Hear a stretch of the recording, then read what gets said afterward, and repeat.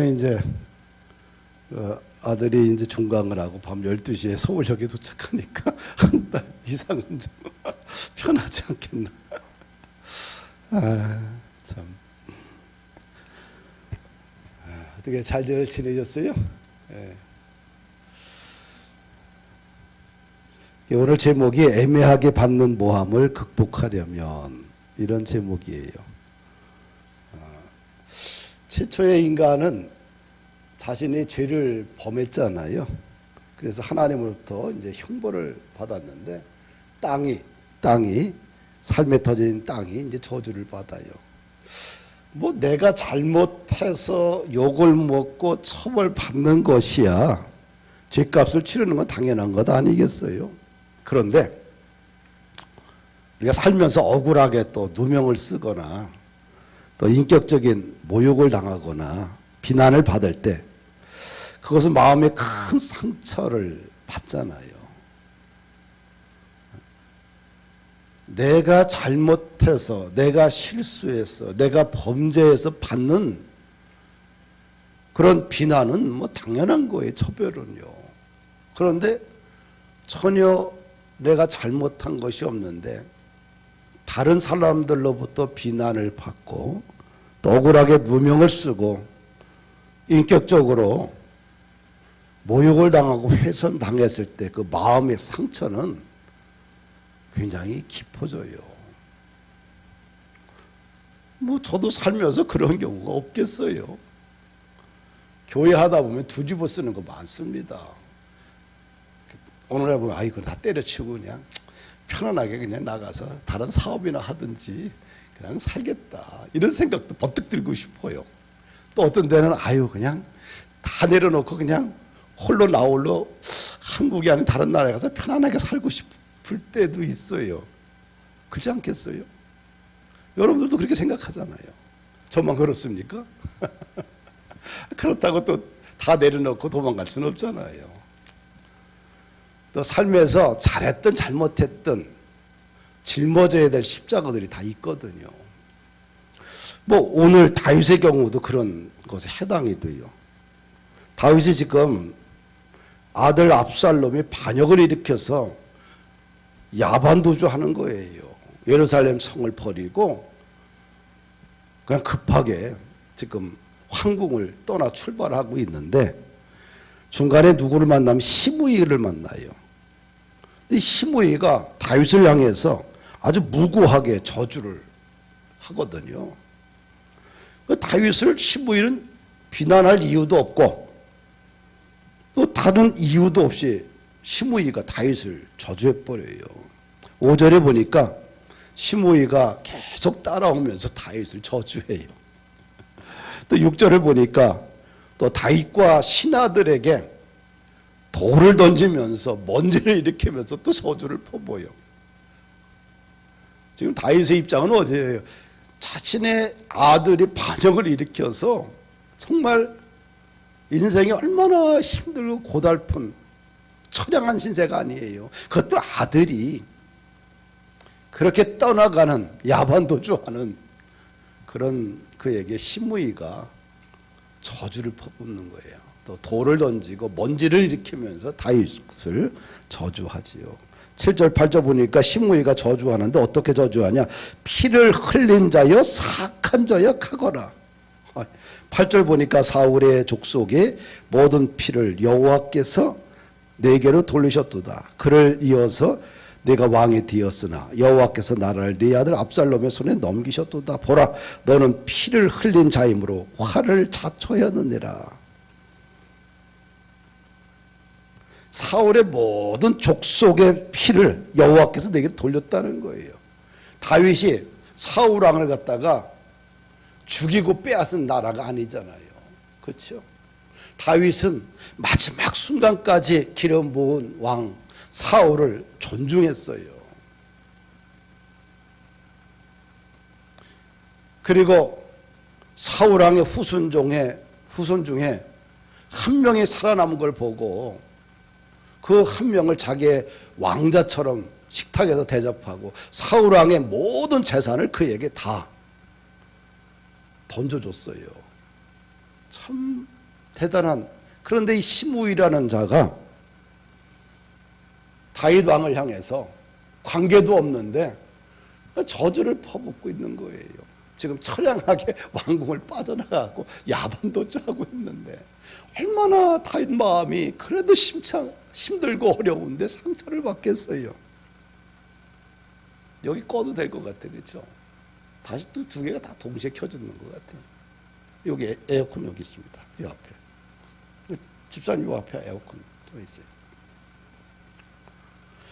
이게 무고한 저주를 받는 다윗은 이 문제를 어떻게 해결했느냐. 그래서 이 다윗의 이 해결하는 방식을 보고 참 다윗이 다윗답다 이런 생각을 했어요. 첫째로 보면은 이 저주를 하나님의 섭리로 다윗이 해석을 해요. 다윗의 군대 장관인 아비새가 다윗에게 이렇게 이야기합니다. 이 죽은 개가 어찌 내 주 왕을 저주하리까? 나에게 명령하시면 가서 그의 목을 베겠습니다. 근데 다윗이 이런 얘기를 해요. 저가 저주하는 것은 여호와께서 다윗을 저주하라 하신 것이다. 저 사람이 나를 저주한 것이 아니라, 시므이가 나를 저주한 것이 아니라, 내가 싫어서 저주한 것이 아니라 하나님이 그에게 저주하라고 하신 것이다. 해석을 뭐예요? 한 개인에게서 돌리지 않고 하나님의 섭리로 받아들이는 거예요. 그러면서 신하들에게 이런 얘기해요. 11절 보니까 내 몸에서 난 내 아들도 내 생명을 헤아리 하거든. 하물며 이 베냐민 사람이랴 이것도 하나님이 그에게 명령한 것이니 그가 저주하도록 내버려두라. 자신이 무고하게 고난을 받고 또 무고하게 저주를 받으면서도 불구하고 당장 가서 그를 죽이지 않고 저가 나를 저주하는 것은 하나님이 그에게 나를 저주하라고 하신 것이다. 그냥 저주하도록 내버려 두라. 상황을 해석하는 방식이 이 다윗이 탁월해요. 자신에게 닥쳐진 고난을 하나님의 섭리로 해석을 해요.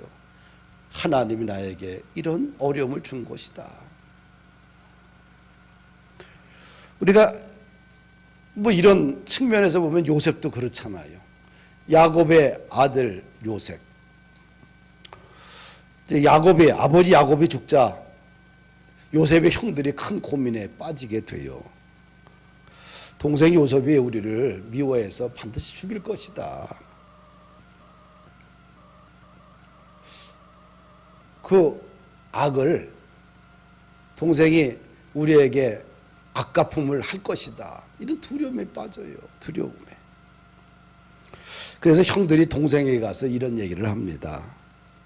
우리가 너에게 잘못했다. 근데 아버지가 죽기 전에 이런 얘기 하지 않았니? 형들의 허물과 죄를 용서하라. 이런 얘기를 아버지가 하지 않았니? 그러면서 우리의 죄들을, 이 형들의 죄들을 용서해달라. 간청을 합니다. 그 얘기를 들으면서 요셉이 눈물을 흘려요. 그리고 형들이 요셉 앞에 엎드려서 우리는 너의 종들이다. 참 비참한 모습을 보여요. 그럴 때 요셉이 형들을 극진하게 위로합니다. 두려워하지 마소서. 내가 하나님을 대신하리이까. 당신들은 나를 헤아려 하였으나 하나님은 그것을 손으로 바꾸사 오늘과 같이 많은 백성의 생명을 구원하게 하시려 하셨나니 당신들은 두려워하지 마소서. 내가 당신들과 당신의 자녀들을 기르리이다. 간곡한 말로 형들을 위로했습니다. 요셉은 자신이 이 청소년기에 당한 그 아픔과 서름과 마음의 깊은 상처와 원한을 하나님으로 해석한 거예요. 하나님의 섭리로. 그래서 하나님의 섭리로 하나님이 나를 보낸 거지 형들이 나를 판 것이 아닙니다. 그렇게 하나님의 섭리로 해석하면서 용서의 강을 뛰어넘어요. 우리가 인간이 해를 당하게 되면 용서하기 쉽지 않습니다.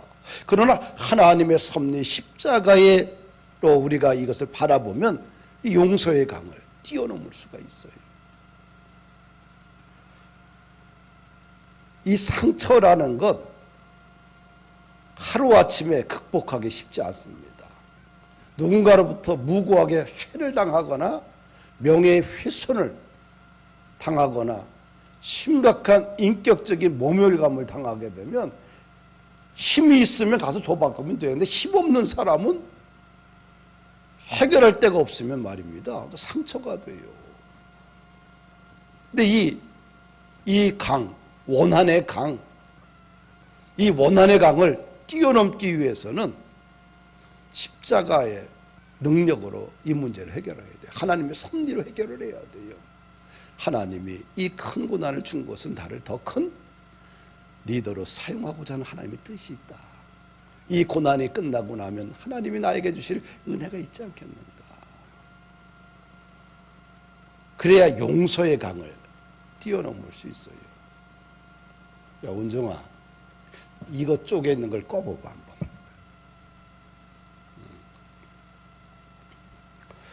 두 번째,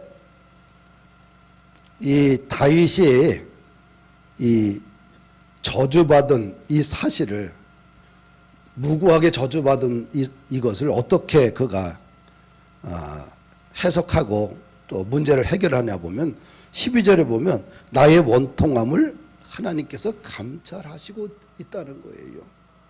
다윗이 시므의 저주를 참을 수 있었던 것은 전지전능하신 하나님이 나의 원통함을 감찰하고 있다는 것을 믿었기 때문에, 내가 당하는 이 아픔, 내가 당하는 이 슬픔, 무고하게 받는 이 상처들은 하나님이 다 알고 계신다. 나의 원통함을 하나님은 아시고 계시고 그분께서 나를 감찰하고 계시다. 하나님은 모든 사실을 다 알고 계시기 때문에, 그래서 그 마음의 상처와 아픔을 그는 하나님 앞에서 그걸 해결하는 것을 보게 돼요. 우리가 축도할 때 이런 얘기 하잖아요. 성부와 성자와 성령 하나님의 교통하심과 또 충만하심과 또 위로하심과 섭리하심과 채워주시는 능력이 영혼과 영혼까지 함께하기를 원합니다. 이 말은 성령님은 어떻게 돼요? 모든 것이 다 가능한 하나님이라는 거예요. 성령의 교통하심과 역사하심과 충만하심과 채워주심과 섭리하심이 영원전부터 영원까지 여러분들에게 함께 있기를 원합니다. 이렇게 축도를 마감하잖아요. 성령님은 모든 것이 가능한 거예요. 성령 하나님은 전지전능하신 하나님이에요. 그래서 이 자신의 원통함을 하나님은 다 아신다. 감찰하고 계신다. 다 계산하고 계신다. 그래서 시므이를 죽이지 않고 이것을 믿음으로 승화하는 것을 보게 돼요. 할렐루야. 우리가 살면서 당하는 이 고통이나 상처들을 무조건 다 되갚아줘야 되고 10배, 20배로 그냥 갚아줘야지 속이 시원하게 되면 신앙이 자라질 않아요.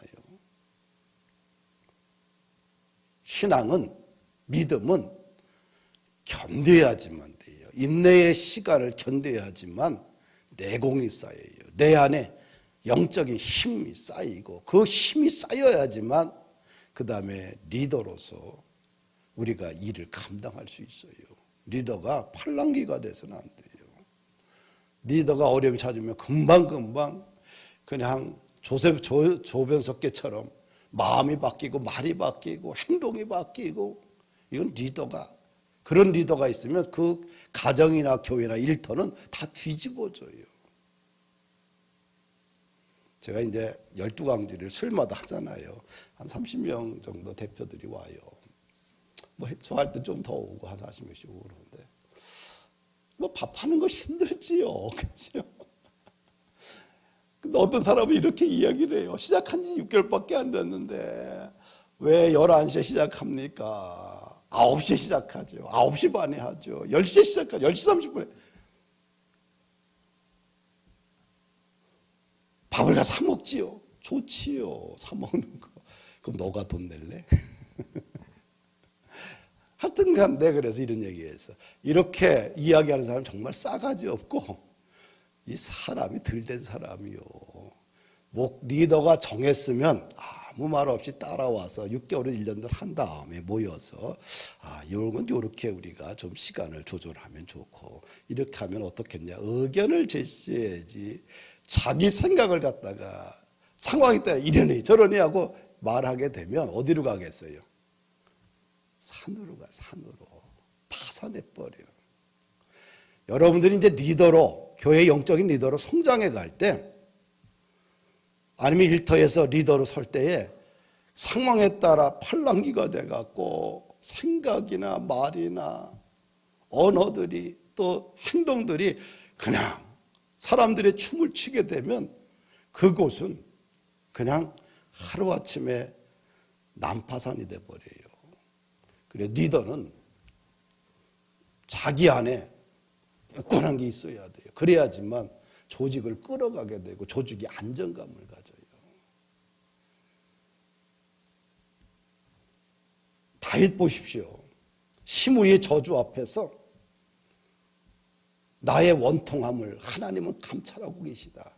이런 과정을 겪고 뚫고 나가야지만 흔들리지가 않아요. 앞으로는 우리가 살아가는 농업사회에서 산업혁명사회로 이렇게 지나가면서 지금은 어떻게 미래사회가 바뀔지는 몰라요. 진짜 무시무시한 미래가 우리에게 다가오게 되는데 자연재해는 더 강력하게 우리 사회를 우리가 있는 삶의 자리를 파괴할 겁니다. 그리고 AI가 얼마나 발전을 해서 우리 삶에 깊이 침투해 들어올 것인지 무서울 정도예요. 그런 환경적인 수많은 변화들이 우리 앞에 놓여 있는데 또 우리는 오랫동안 살아야 돼요. 경제적인 문제가 생길 수 있고요. 뿐만 아니라 수많은 사건 앞에서 끊임없이 우리는 결단하고 무엇인가 거기서 견고하게 서 있지 아니하면 인생도 가정도 일터도 교회도 하루아침에 풍지박산 나버려요. 사랑하는 여러분들, 나의 원통함은 누가 아셔요? 하나님이 아셔. 감찰하고 계셔. 하나님이 전지전능하신 분이에요. 상황과 환경 앞에서 휘둘리지 말고 탁 가야 돼요. 내가 한마디 했어요. 여러분들, 우리가 이런 단체를 이끌어갈 때 개인의 소리를 하면 안 돼. 여러분들이 다 회사에 가면 대표들 아니에요. 대표들이 그렇게 공동체 앞에서 시간 얘기, 그렇게 하는 사람 많지는 않아. 거의 없는데 그런 얘기하면 예의 없는 행동들이요. 그래가지고 일터가 서겠어. 개인의 소리는 줄이고 공동체가 지향하는 바에 협력할 수 있어야 성숙한 리더가 돼요. 내가 훈련 차원에서 얘기했어요.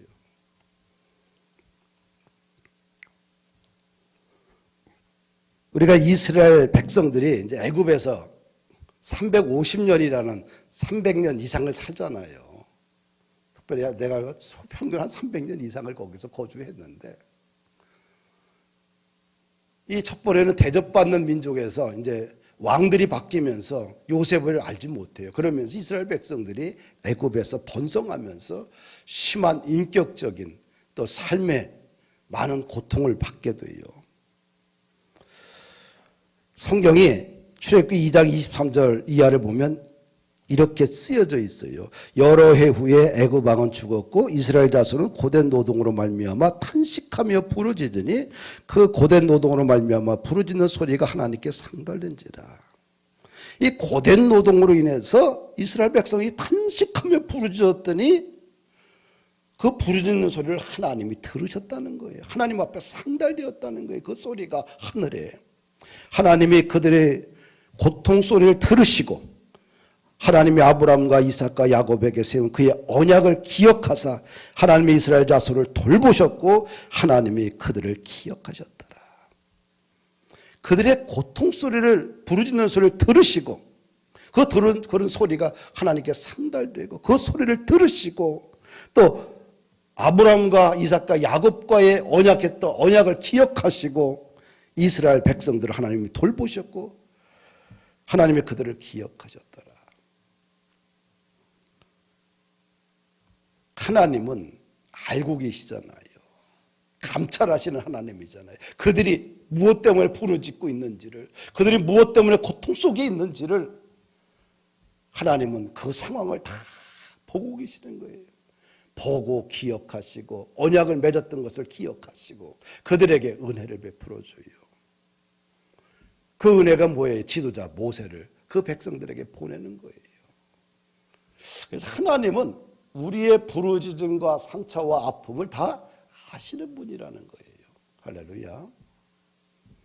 그래서 우리가 살면서 당하는 이 수많은 만약에 고통이 있다고 한다면 그것이 나만의 고통이 아니라 이 고통을 믿음으로 승화시키게 되면 하나님이 우리의 고통과 부르짖음을 들으시고 기억하시고 우리를 감찰하시고 거기서 우리를 끄집어내시는 하나님이에요.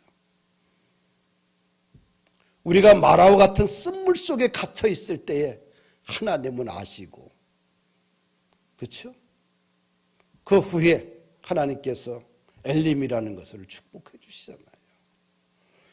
우리가 광풍 중에 고난 당하고 있을 때 그 자리에 주님도 그 배에 함께 있는 거예요. 사도 바울이 로마로 압송해 가는데 그 배에 유라굴라 광풍이 불어서 배가 완전히 파산해 버려요.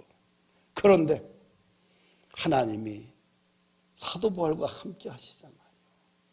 그래서 그 배에 탄 사람들은 모든 선원들이 하나도 죽임당하지 않고 생명을 구원받잖아요. 요즘 불황이 굉장히 심해요. 생각보다 소상공인들의 삶이 참 어렵습니다. 그들이 하루하루 버티는데 생명 걸고 버티고 있어요. 왜? 제가 수요일날 그래도 우리 회원들이 한 40명에서 50명 가까이 되잖아요. 다 사업을 하잖아요. 참 그 정도 기업을 하는 거 쉽지도 않아요. 그런데 너무 어려운 거예요. 돈이 안 돌아요. 당장 직원들 봉급을 나가야 되고 또 자재값을 갚아야 되고 하루하루가 정말 죽음과 싸우고 있어요. 그 고통의 시간들을 그들이 보내고 있어요. 그런데 이 문제를 어떻게 해야 될 것이냐? 하나님이 나의 고통과 아픔과 나의 처지를 아신다. 그러게 되면 믿음이 생겨서 그 고통 속에서 이겨낼 수 있는 힘이 생기는 거예요. 할렐루야. 하나님이 나를 아신다. 나의 모든 것을 아신다고 믿게 되면 어떻게 해야 돼요? 그 고난의 시간이 마라의 쓴물과 같은 시간이 유라굴라 광풍으로 인하여서 지금 죽을 것 같은 파산할 것 같은 그 생명의 위협 앞에서도 감사하게 되고요. 기도하게 되고요. 말씀을 붙들고 씨름하면서 암송하고 그 말씀을 묵상하게 되고요. 그 속에서 고난의 깊은 골짜기에서 하나님을 바라보며 기도하게 되는 거예요. 할렐루야. 이런 과정을 통과하게 되면 그릇이 커져요. 그릇이 커야지만 물건을 담아도 많이 담아요. 그릇이 종쟁이 같으면 담을 게 없어요. 그릇이 커야 돼요. 그래야 거기에 이것저것 담아서 먹지. 그릇이 종쟁이 같으면 담을 게 없어요. 부모가 믿음의 그릇이 커야 돼요. 부모가 하나님을 향한 비전의 그릇이 커야 돼요. 부모가 하나님을 향한 사명의 그릇이 커야 돼요. 종재기 같으면 상황 따라 환경 따라 팔랑개비 같이 행동하게 되면 그릇이 작아져요. 그런 가정에서 인물 나오겠어요. 우리 본부는 게 24년이에요. 앞으로 내가 10년을 여러분들이 쫓아내지 않으면 10년을 더 할 수가 있어. 뭔가 작품을 봐야 될 거 아니에요. 여러분들의 믿음의 이 교회의 초석을 놓은 여러분들의 믿음의 그릇이 커야지만 자녀들이 그 그릇대로 성장하고 그 영적인 그 기운을 통해서 여러분들의 자녀들이 하나님께 쓰임받을 거 아니겠어요. 우리보다 우리 후손들이 잘 돼야 될 거 아니에요. 그 후손이 잘 되도록 우리가 씨를 뿌려야 돼요. 내가 어렵게 살았으니 너도 네가 네 인생 개척하면서 그냥 살아라. 말이 많지만 혼자 개척해 살기가 얼마나 어려운데요. 그렇죠? 해봤잖아요, 우리요. 지하실 방에서 월세방에서 해봤잖아요. 얼마나 일어나기가 힘든가를. 2명, 3명, 4명 나가지고 그 지하실 방서부터 시작해서 산다는 게 얼마나 힘든가. 부모 잘 만났으면 출발할 때 전세금이라도 가지고 출발할 수 있잖아요. 그렇죠? 내가 어렵게 살았지 그렇게 내 자녀들 힘들게 하면 안 되잖아요. 교회도. 우리가 피땀 흘려서 믿음으로 꿈을 가지고 그릇을 만들어서 그들이 어떻게 돼요? 그 발판 위에 더 크게 사명 따라 비전 따라 살아갈 수 있도록 토대를 만들어줘야 돼요. 토대가 없이 어떻게 기둥을 세우겠어요? 모든 집의 기초는 토대를 세워야 돼요. 토대. 그 토대는 만들기가 그렇게 어려운 거예요. 이 기초, 이 토대를 든든하게 만들어주는 것이 바로 교회를 설립한 우리들이 해야 되는 거예요. 기초를 튼튼하게 만들고 기둥을 제대로 세워줘야 돼요. 그리고 집을 져놔야지만 그 안에 이 아이들이 인테리어를 하고 가구를 집어넣고 거기를 사람 살기 좋은 집으로 더 가꾸는 거예요. 토대가 없이 어떻게 세워지겠어요? 그러니까 토대를 만드는 게 그렇게 쉬운 거 아니에요. 우리가 밭이 4가지 맛이 있잖아요. 그런데 하필이면 좋은 땅에서만 열매를 맺어요. 좋은 땅 만들기가 얼마나 어려워요. 길가봐 딱딱한 거를 뒤집어야지요. 뒤집어 놓고 나면 이 돌을 또 골라내야지요. 돌을 골라가고 나니까 그냥 놔두니까 씨를 뿌렸더니 거기에 뭐예요? 온갖 잡풀이 다 자라는 거예요. 잡풀을 안 뽑으면 완전히 또 그 밭은 망가지잖아요. 끊임없이 길가밭을 갈고 돌을 끄집어내고 추려내고 그 다음에 그 안에 수많은 곡식을 방해하는 많은 잡풀들을 다 계속 끄집어내야 돼요. 내가 2주 동안 저 앞에 조금만 그 밭에 그날 놔뒀더니 완전히 풀이 아주 그냥 무성을 2주에 한 번씩은 다 뽑아도 그냥 정신을 못 차리겠어요. 그래서 내년에는 안 되겠다. 그냥 그 위에 전부 다 비닐로 다 씌워야지. 도저히 안 되겠다. 매년 그런 생각을 하면서도 귀찮아서 안 했는데 올해는 감당이 안 되죠. 이게 그 밭을 만드는 작업이에요. 근데 이 밭을 만드는 작업은 참 거룩한 작업이에요. 거룩한 작업들. 열매를 따먹는 사람도 행복하지만 열매를 따먹기 전에 이 씨를 뿌리고 그것을 가꾸고 자라게 하는 것. 자라게 하는 것이 하나님이시지만 그런 전 과정을 보는 것은 축복이에요. 사랑하는 여러분들. 살면서 이유 없이 당하는 아픔이나 서름이 있을 거예요. 사도 다윗은 그 나의 그 원통함을 하나님은 감찰하고 계신다. 기억하고 계신다. 보고 계신다. 할렐루야. 그렇게 해서 믿음으로 그걸 우리가 해석을 해야 돼요. 12절 보게 되면 다윗이 무고하게 당하는 이 아픔을 어떻게 해석했냐면 여호와께서 선으로 내게 갚아주실 것이다. 이렇게 말씀하고 있어요. 그냥 이 저주가 축복이 되어서 내게 돌아올 것이다. 믿은 거예요. 할렐루야. 여호와께서 선으로 내게 갚아주실 것이다. 이 저주가 시므의 저주가 변하여 나에게 축복으로 다가올 것이다. 믿은 거예요. 다윗에게는 이런 믿음이 있었어요. 그래서 이 시므의 저주가 오히려 축복이 될 것이다. 그래서 시므의 저주를 상관하지 말라. 자기의 군사들에게 말하는 거예요.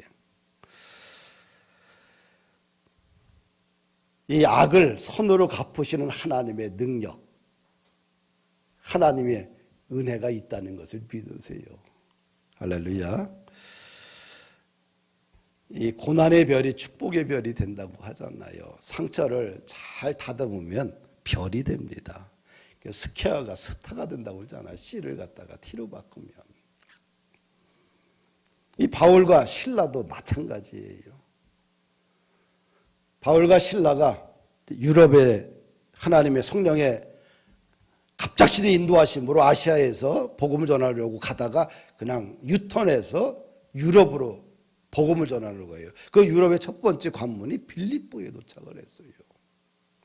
빌립보에서 한 여종의 귀신 들린 여종을 쫓아낸 거예요. 알고 봤더니 그 귀신이 그 여종의 주인이 있잖아요. 이 종은 점치는 종인 거예요. 귀신이 들려서 점을 치는 거예요. 그래서 사람들이 거기서 점을 보고 그걸 수익으로 하면 주인이 큰 수익이 되는 거예요. 근데 이 바울과 실라가 귀신을 내어 쫓으니까 더 이상 점괘를 못 내. 그러니까 수익이 없어지는 거예요. 그래서 주인이 바울과 실라를 고발하는 거예요. 뭐라고 고발하냐면 이 성을 심히 요란케 하는 자들이다. 로마 사람인 우리도 알지 못하는 이상한 풍습을 전하는 사람들이다. 고발을 하게 돼요. 그로 인해서 그냥 옷이 벗겨지고 그 다음에 찢겨지고 매에 타작을 당해요. 깊은 육신의 상처를 입고 깊은 감옥에 갇힙니다. 그때 바울과 실라가 찬송하며 기도해요. 하나님 복음을 전하다가 귀신을 쫓아내다가 이게 웬일입니까? 왜 깊은 감옥에 갇히고 사람들 앞에서 옷이 찢겨지고 벗겨지고 매타적을 당한 이런 고통을 당해야 됩니까? 하나님이 성령님께서 말씀해 주셔서 아시아로 복음 전하러 가다가 갑작스레 돌려서 빌립보 유럽으로 왔는데 이게 무슨 일입니까? 깊은 옥에 갇혀가지고 그 상처와 찌르면서 찬양과 기도를 하는 거예요. 그때 갑작스레 큰 지진이 나면서 옥토가 움직이고 모든 문들이 다 열려요. 간수들은 잠에 자다가 깨어서 생각합니다. 아, 죄수들이 다 도망갔겠구나. 자결하려고 합니다. 그때 바울이 큰 소리를 지릅니다. 내 몸을 상하지 말라. 우리가 다 여기 있다. 간수가 말합니다. 우리가 어떻게 해야 구원을 받습니까? 주 예수 그리스도를 믿으라. 그리하면 너와 네 집이 구원을 얻으리라. 그 밤에 간수와 온 가족이 예수를 믿고 세례를 받았습니다.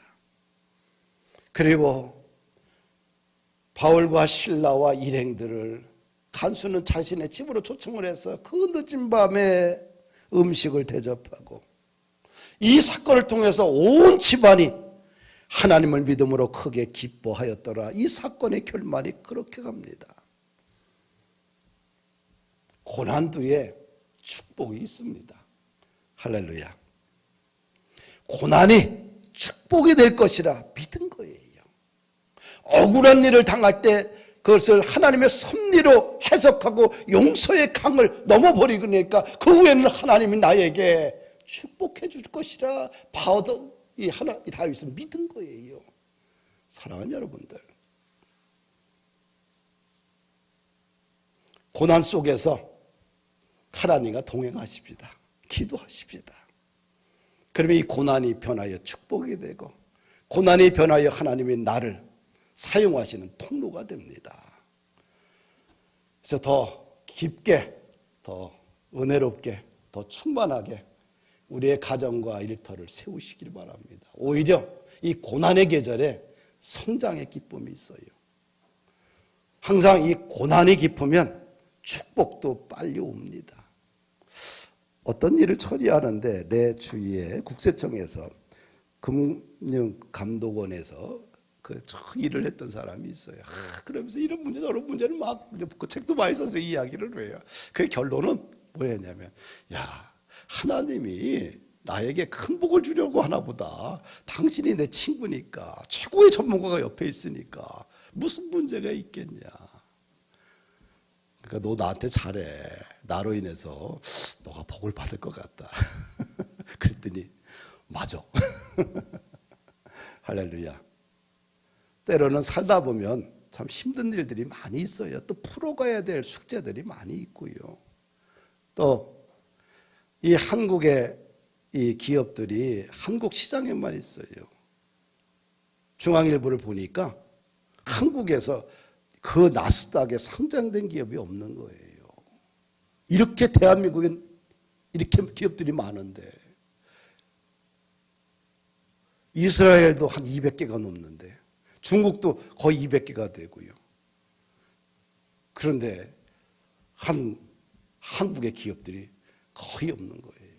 이 세계를 열어가는데 그분이 하나하나 국제금융과 한국금융이 너무 차이가 나니까 얼마나 힘들겠어요.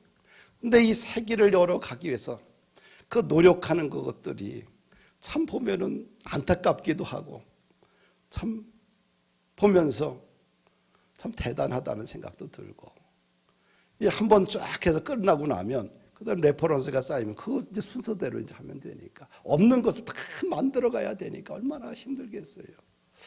참 이 세계를 열어가는 사람들은 참 축복인 것 같아요.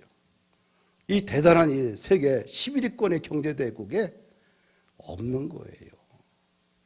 금융회사 중에, 증권사 중에 나스닥 그 일을 감당한 회사도 없고요. 그렇게 많은 대단하다고 이야기한 대한민국에 모든 돈은 나스닥에 다가 있는데,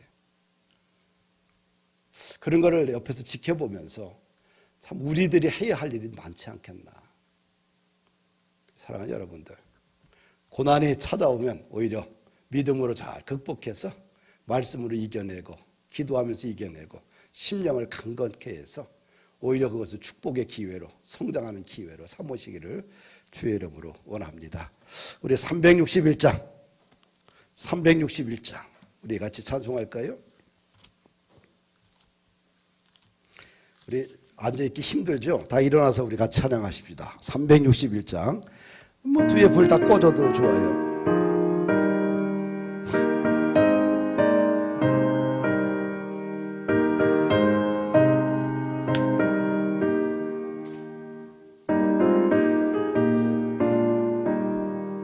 기도하는 이 시간 주께 무릎 꿇고 우리 곳에 주 앞에 다 나아가네.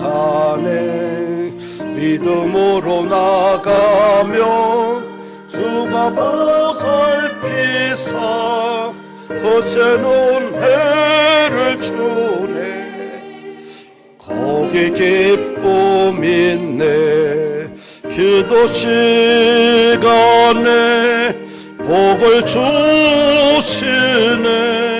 고난 내 마음속에 기쁨 충만하네.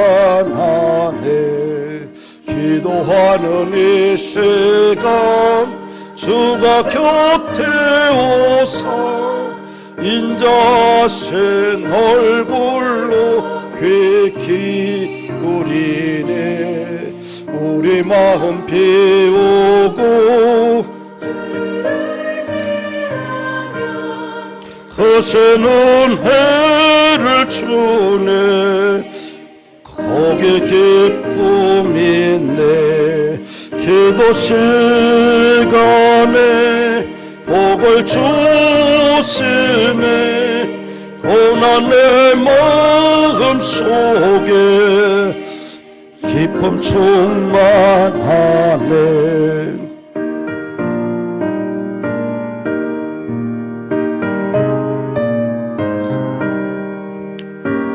기도하면 하나님께서 반드시 고난을 통과할 수 있는 힘을 주십니다. 기도하는 이 시간 주께 엎드려서 은밀하게 구할 때 곧 응답받네. 잘못된 것 알으며 수근히 여기서 거센 은혜를 주네. 거기 기쁨 있네. 기도 시간에 복을 주시네.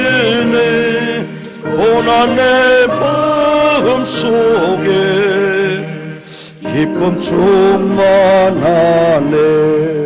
기도하는 이 시간 주를 의지하고 그는 구하면 꼭 받으리라. 의지하는 마음에 근심 사라지고 거센은 해를 주네. 거기 기쁨인데 기도 시간에 복을 주시네.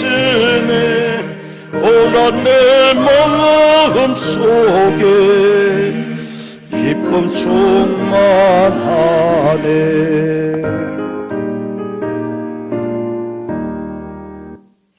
우리 기도합시다. 우리가 당하는 슬픔이나 또 가족관계 속에서, 부부 사이에서, 교회 사이에서, 아니면 일터에서, 인간관계 속에서 원치 않게 당하는 그런 고통들, 이런 것들을 우리가 마음에 담으면 병이 되니까 하나님의 섭리로 용서의 강을 넘어가십시다. 이것이 십자가의 능력이에요. 할렐루야. 그리고 하나님은 나의 원통함을 다 알고 계신다. 감찰하고 계신다. 믿으세요. 내가 잠자고 일어나는 것들, 내 삶 속에 일어나는 수많은 것들이 왜 하나님 나의 고통을 돌아보지 않습니까? 내 아픔을 왜 돌아보지 않습니까? 내 삶의 자리 일터들이 이렇게 어려운데 왜 돌아보지 않습니까? 그러나 하나님은 보고 계셔요. 감찰하고 계셔요. 반드시 하나님의 때에 모세를 430년 만에 모세를 보내준 것처럼 우리 인생에 하나님께서 반드시 길을 열어주시고 복을 주실 줄 믿습니다. 믿어야 돼요. 그리고 고통이 변하면 반드시 축복이 된다. 할렐루야. 우리가 말씀을 붙들고 우리 뜨겁게 우리 기도합시다. 기도하는 것밖에 없어요. 기도하다 보면 내 안이 정결해지고, 정결해지면 어떤 상황과 환경을 이겨낼 수 있는 용기와 믿음이 생기게 됩니다. 하나님, 이 시간 주님의 말씀을 붙들고 기도합니다. 내 심령을 강건케 하옵시고 정결케 하옵시고 내 상황과 환경을 뛰어넘어 하나님의 영광을 드러내는 그런 은혜의 사람이 되길 원합니다. 우리 주여 삼창하고 우리 함께 우리 기도하길 원합니다. 주여 주여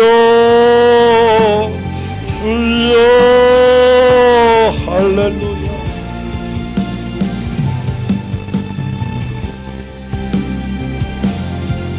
아버지 하나님, 감사와 찬양과 영광을 올려드립니다. 아버지 하나님, 때로는 살면서 당하는 그런 알 수 없는 수많은 사건 앞에서 아버지 이러지도 저러지도 못하고 아버지 하나님 낙망하고 절망할 때가 참 많습니다. 아버지 하나님, 그럴 때마다 우리가 어떻게 그 문제 앞에서 이겨내야 될지 오늘 말씀을 통하여서 대안을 주시니 감사를 드립니다.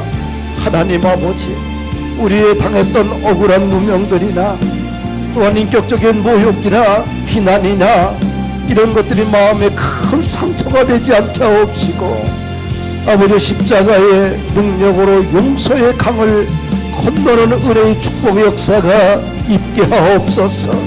작은 아버지 산 앞에서, 작은 돌뿌리 앞에서 아버지 하나님 아버지 넘어지고 쓰러지고 낭망하며 원망하는 인생들이 아니라 수많은 아버지 하나님 작은 돌뿌리들, 작은 산들을 넉넉하게 믿음으로 뛰어넘어 큰 인물이 될 수 있도록 우리를 축복하옵소서. 범푸른 교회를 복되게 하시고 범푸른 교회를 세워주시고 범푸른 교회를 주님께서 주님의 힘으로 능력으로 위로하여 주시고 하나님의 능력의 손으로 붙들어 주셔서 이 시대에 꼭 필요한 교회로 쓰임받도록 하나님께서 힘을 주시고 비전을 주시고 사명을 주시고 은혜를 베풀어 주시옵소서. 우리 사랑하는 성도들을 축복하여 주시고 삶의 자리들을 복되게 하시고 특별히 일터에서 가정에서 교회에서 만나는 모든 인간관계성 속에서 넉넉함으로 이겨낼 수 있도록 힘주시고, 어떤 아버지의 사소한 불명예에 의해서 파장을 일으키는 그런 인생들이 아니라 그 파장을 뛰어넘고 고요하고 잠잠하게 만들 수 있는 그런 믿음의 사람들로 강력하게 세워주시고 은혜 위에 은혜를 베풀어 주시옵기를 원합니다. 할렐루야, 할렐루야, 할렐루야. 주여 아버지 하나님, 주여 아버지 하나님, 주여 할렐루야, 할렐루야, 할렐루야. 아버지 하나님, 하나님의 섭리가 아니면 아버지 우리 인생에서 이런 수많은 사건들을 해석하고 받아들이고 수용하기가 참 어렵지만, 십자가의 능력과 하나님의 은혜의 섭리로 아버지여 그것을 받아들이게 되면 이해할 것도 못할 것도 없고 모든 것을 받아들일 수 있고 이해할 수 있고 넘어갈 수 있고 아버지 새롭게 해석할 수 있는 능력이 생긴다는 것을 오늘 말씀을 통하여 새롭게 깨닫게 하시고 더 은혜를 내려 주셔서 강건케 되는 축복의 역사가 일어나게 하여 주시옵소서. 할렐루야, 할렐루야, 할렐루야. 우리의 원통함을 감찰하시는 하나님 아버지, 우리의 원통함을 아시는 하나님 아버지, 우리가 진실하게 살고 있다는 사실을 아시는 하나님 아버지, 우리 삶에서 일어난 수많은 사건들을 아버지 다 알고 계시고 그 수많은 아버지 하나님 이 욕망과 같은 아버지 인생 속에서 빚어지는 축복이 일어나게 하옵소서. 마라의 쓴 고통을 아시는 주님, 아버지 하나님 유라굴라 광풍 속에서 고난당하고 있는 성도들, 또 여러가지 삶의 불안 가운데서 고생하고 있는 사람들, 주여 그들을 아버지 삶의 처지를 아시는 하나님 아버지, 내가 너와 함께함이라, 내가 너의 삶을 알고 있노라, 너의 쓴물과 너의 아버지 하나님 이 고통의 삶의 자리를 알고 있다는 사실을 주여 말씀으로 말씀하여 주시고 아버지 하나님 환상으로 아버지 일으켜 세워주시옵시고 아버지 환경을 통하여 뚫고 일어날 수 있도록 은혜를 베풀어 주셔서 아버지 넉넉하게 이길 수 있도록 힘주시고 은총을 부어 주시옵기를 원합니다. 아버지여, 아버지여, 아버지여, 저주가 변하여 축복이 되고 아버지여 인생의 고난이 변하여 인생의 별이 되는 축복이 일어나기를 원합니다. 주여 오늘보다 내일이 아버지여 오늘 이 어려움을 넘어 내일 하나님의 축복이 임함을 믿고 이 너머의 거룩한 신앙을 가지고 믿음을 가지고 아버지여 일어날 수 있도록 은총을 도하여 주시옵소서. 할렐루야, 할렐루야. 이 고난과 고통 가운데는 하나님의 섭리가 있음을 믿게 하옵시고 그 하나님의 뜻이 무엇인가를 발견하며 그 하나님의 뜻을 찾아 회복하는 역사가 있게 하여 주시옵기를 원합니다. 할렐루야, 할렐루야, 할렐루야. 주님 홀로 영광받아 주시옵소서. 우리 사랑하는 성도들을 강력하게 주의 도구로 사용하여 주시옵소서. 하나님의 자녀들을 강력하게 하나님의 도구로 쓰임받기를 원합니다. 아버지 일당 백일당 천내의 역사가 일어나기를 원합니다. 원수마귀 사단이 한 길로 왔다가 일곱 길로 도망가는 아버지 그 기적을 보기를 원합니다. 아버지 한 사람이 100을 담당하고 한 사람이 1000을 담당하고 한 사람이 10,000을 담당할 수 있는 능력의 주일꾼들로 삼아 주옵소서. 이 고난의 현장 앞에서 나는 이스라엘 백성이 아니라 나는 아버지 하나님 모세이고 지도자의 힘을 자각하고 지도자적인 리더십을 가지고 일어나 주의 나라를 세워가는 거룩한 일꾼들로 삼아 주시옵기를 원합니다. 할렐루야, 할렐루야, 할렐루야. 주님 홀로 영광받아 주시옵소서. 주님 홀로 영광받아 주시옵소서. 하나님 아버지, 나라와 민족을 위해서 기도합니다.